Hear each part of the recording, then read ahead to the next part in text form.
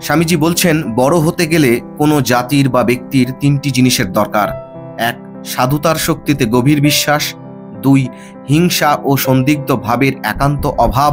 3. যারা ভালো হতে কিংবা ভালো কাজ করতে চেষ্টা করছে তাদের সাহায্য করা। সঙ্গবদ্ধ হয়ে কাজ করবার ভাবটা আমাদের চরিত্রে একেবারেই নেই।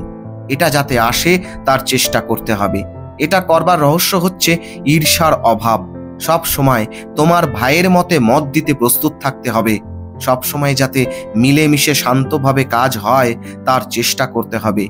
এই হলো সঙ্গবদ্ধ হয়ে কাজ করবার গুপ্ত রহস্য।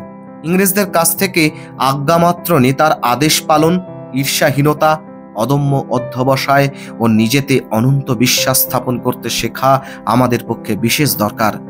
কাউকে নেতা বলে স্বীকার করলে একজন ইংরেজ তাকে সব অবস্থায় মেনে চলবে, সব অবস্থায় তার আজ্ঞাধীন হবে।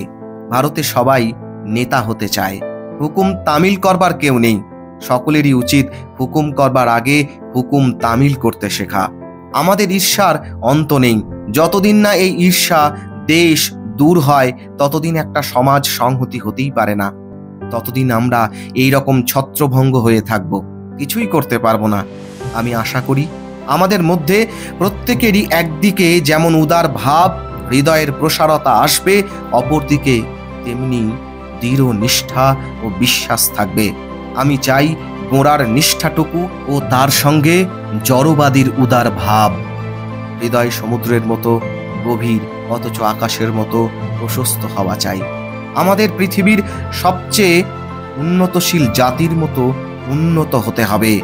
আবার সঙ্গে সঙ্গে আমাদের আবহমান কালের সঞ্চিত সংস্কার সমূহের প্রতি শ্রদ্ধাবান হতে হবে। এমনটাই বলছেন স্বয়ং স্বামী বিবেকানন্দ।